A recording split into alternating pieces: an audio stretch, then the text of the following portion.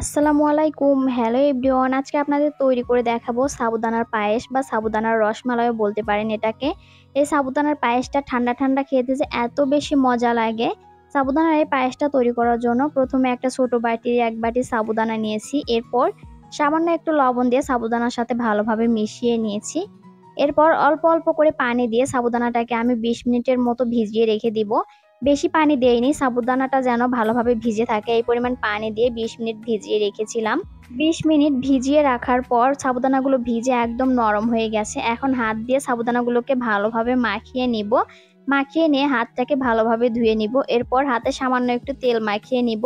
তেল মাখিয়ে এখন অল্প অল্প করে সাবুদানা নিয়ে আমি মিষ্টিগুলো তৈরি করে নিব। এখানে আপনারা হাতে ঘিও মাখিয়ে নিতে পারেন, ঘি মাখিয়েও মিষ্টিগুলো তৈরি করে নিতে পারেন।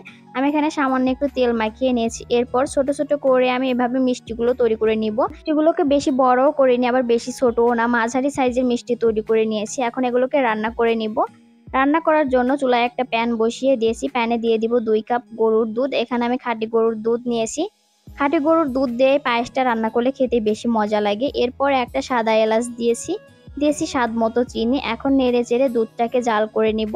নাড়াচাড়া করতে করতে যখন দুধে একটা বলক চলে আসবে এই পর্যায়ে দুধের ভিতরে দিয়ে দিব আগে থেকে তৈরি করে রাখা সাবুদানার মিষ্টিগুলো দিয়ে নেড়ে চেড়ে রান্না করে নিব। এখানে আমি চুলার আঁচ একদম কমিয়ে দিব। চুলার আঁচ কমিয়ে দিয়ে ১০ থেকে ১৫ মিনিটের মতো নেড়ে চেড়ে রান্না করে নিব। এই পর্যায়ে চুলার আঁচটা একদম কমিয়ে দিতে হবে, তা না হলে সাবুদানার মিষ্টিগুলো ভিতর থেকে কাঁচা থেকে যাবে। এই সাবুদানার পায়েসটা খেতে কিন্তু খুবই মজা লাগে। আপনারা একবার হলেও বাসায় তৈরি করে খেয়ে দেখতে পারেন। আমার সাবুদানার পায়েস রান্নাটা হয়ে গেছে। এখন আমি চুলা বন্ধ করে নামিয়ে নেব। দুধটা কিন্তু অনেকটাই ঘন হয়ে গেছে। চুলা থেকে নামানোর পর আরো ঘন হয়ে যাবে, তাই আর বেশি জাল করব না। চুলা থেকে নামিয়ে একটা প্লেটে ঢেলে নিব।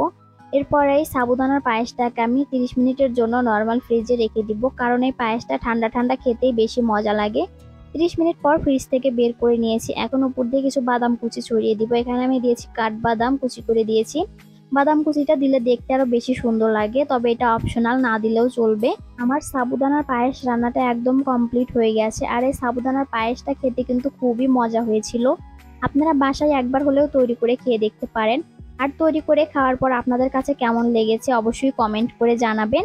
আর আপনারা যখন সাবুদানার এই পায়েস বা সাবুদানার রসমালাইটা তৈরি করবেন, খাঁটি গরুর দুধ দিয়ে তৈরি করার চেষ্টা করবেন, তাহলে এর আসল স্বাদটা বুঝতে পারবেন যে এটা কতটা বেশি মজার হয় খেতে।